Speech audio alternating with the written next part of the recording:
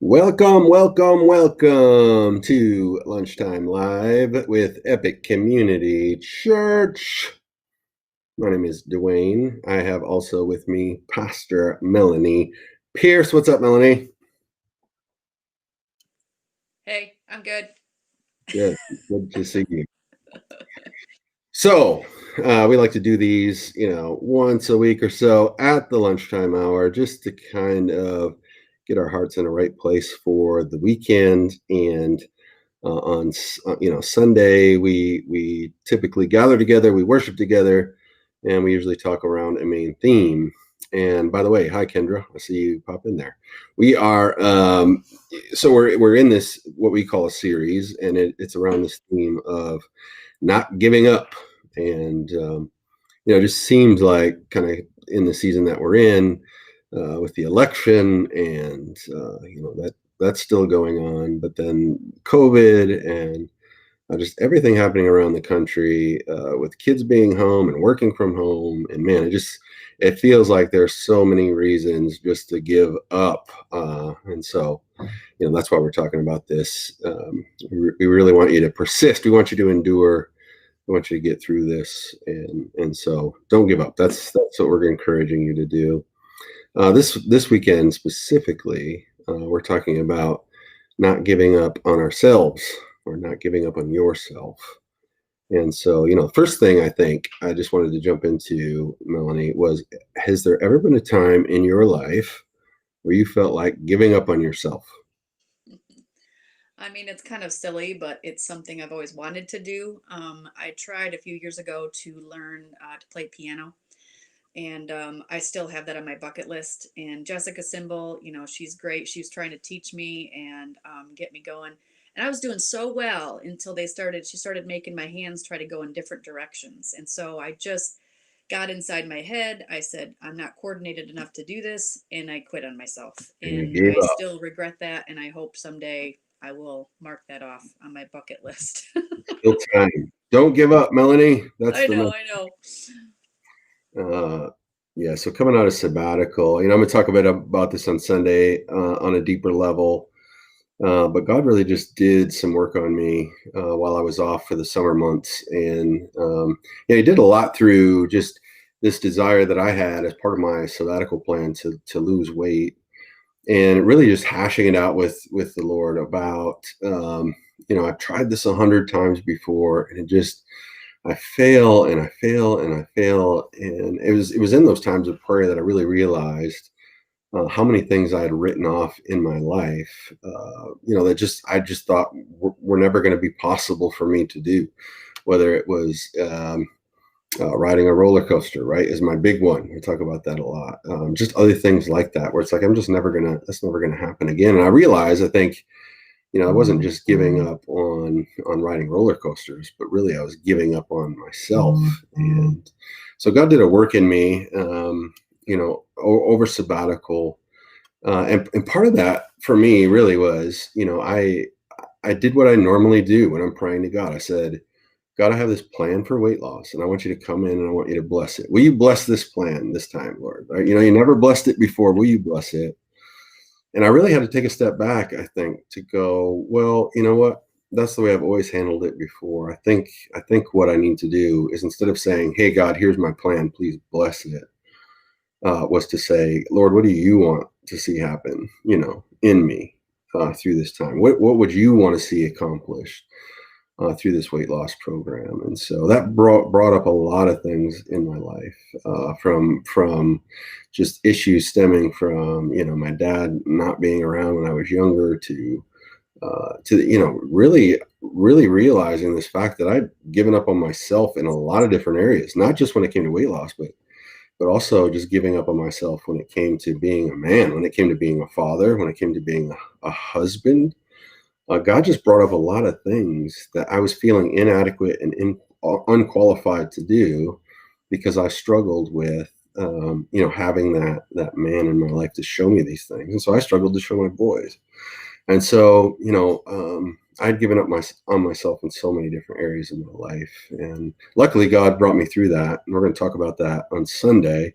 I'll talk about the process that He kind of went through with me, and hopefully that will resonate, with you guys out there too, and hopefully you'll walk away with a few things as well. Looking forward to it. Yeah, it should be good, right? At least that's what we hope. So, in my experience, it's often easier, I think, for us to show grace and forgiveness, Melanie, to others than it is to ourselves. Would you agree with that? I totally agree. I feel like I can be more of a cheerleader for a friend of mine or somebody else going through a rough time, but when I need to be a cheerleader for myself, it's such a bigger struggle. And I think that's just because there's just so many voices that are running in your head that just are constantly demeaning, your value, your worth, who you are, what you're capable of. And it's just easier you don't know all the voices that are, that all the experiences and stuff that other people have inside of them that are holding them back. And so it's easier just to encourage them. And because, and just, we unfortunately tend to focus on our own voices in our head, and it holds us back. For sure. Yeah, So it's definitely a lot harder to. that's a good thought. And I think even when we talk to ourselves, rarely do we listen to ourselves Yeah. because we know ourselves, right? And so we're thinking, there's no way I would listen to this guy or gal in your case, right? I know the kind of person that you are. I know what you've done. I know your failures. You don't always make the best decisions. You're not always the wisest person. So I'm not going to listen to you. And that's tough when it's coming from yourself, right? We are very hard on ourselves. Yeah. But we also have an enemy, right, who uses those things in our life, who moves us to this place of shame. And instead of taking these things in our life and using them as opportunities to grow, we tend to use them as shame. We get stuck and just don't often move. So yeah, I would agree with that. What a difficult thing to do, to forgive yourself. We will talk a little bit about that, but I think this kind of goes along with that question. Just when you're thinking about giving up on yourself, why do you feel like that doesn't necessarily align with the values that we learn from Jesus? Why is that such a big deal for us to not give up, to persist, to endure? I think if we do call ourselves a Christ follower, we have to remind ourselves that the Holy Spirit is living inside of us. And if we're one with God, and if we are following Jesus, if we're saying we give up on ourselves, maybe we're saying we're giving up on God. And that is huge. It's just a different perspective, I think. Maybe makes myself not question, as if I'm saying I'm giving up on myself, it's easier to say for me Mm, than to say I'm giving up on God, mm. because that's pretty huge. So I feel like as Christ followers, we just have to constantly be reminded of who we are, and who created us, and why he created us. And so I think it definitely does not align giving up on yourself with being a Christ follower. Yeah, and that kind of brings up, just something that we're going to get into on Sunday. So, we'll be in Psalm 139 just this week. There's this a part of the psalm that really just touches my heart. I come back to it time and time again, and it's where David, he's talking to God, and he just says, uh, he's reminiscing. He's thinking about how God knit him together in the womb, is what he talks about. Mm. And this really resonates with me. In fact, I'm gonna share this with you right here. Look at this is my bug out bag here, right here. See, here's my knitting. I'm a knitter. I'm one of the rare breeds of male knitters, but I do enjoy it. And so this really like resonates with me. This idea of knitting, because I think it speaks to our value, which is what you were just saying, right? Seeing our value. If we can see the value in ourselves, then we can say to ourselves, this is worth not giving up on, right? Yes. And God says we have tremendous value, and this is what David comes back to in this psalm, that God knit us together in the room. And as a knitter, like I know the kind of care, right, that goes into knitting a project. In fact, I love just giving away knitting, and so I'll make hats and scarves and different things, and I love giving them away. And what I'm really doing by doing that is giving away myself, right? That's ultimately what I'm. Even if you never wear the hat, I just want you to know that I care about you enough to give you the hat, right? I haven't gotten one of those hats, You Dwayne, haven't just so gotten you the hat know. yet? Okay, No. here we go. I'll add you to the list.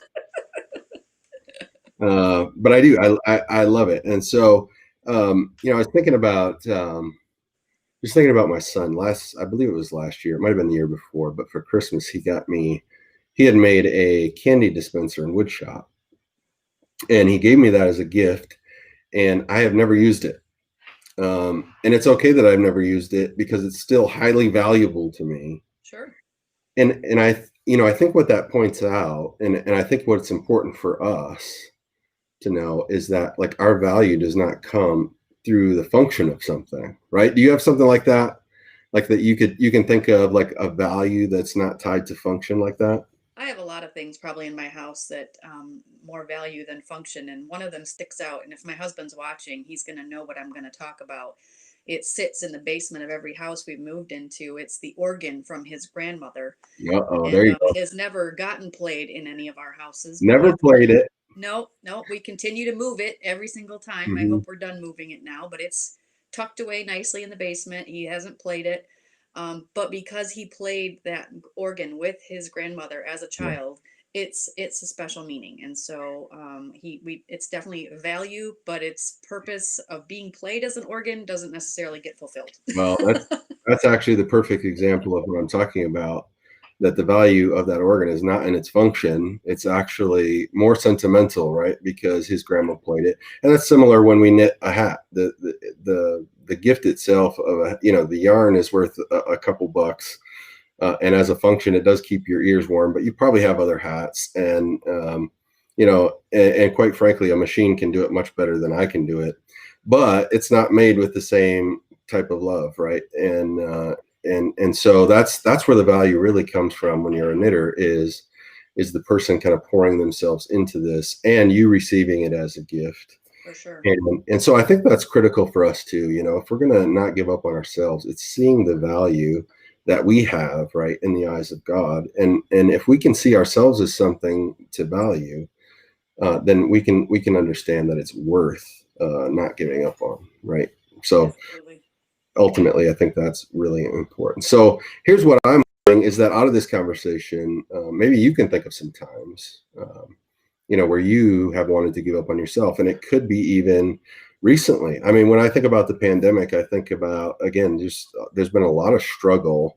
People who have stayed at home and who have been lonely, who have not been able to make it out, when they want to. People who have their family home, but they're home all the time and on top of each other, and that's been a struggle for marriages and for parenting, and it's just more opportunity, right, to kind of bring those struggles out. And so it wouldn't surprise me if right now, just in the season that we're in, that maybe you've wanted to give up on yourself.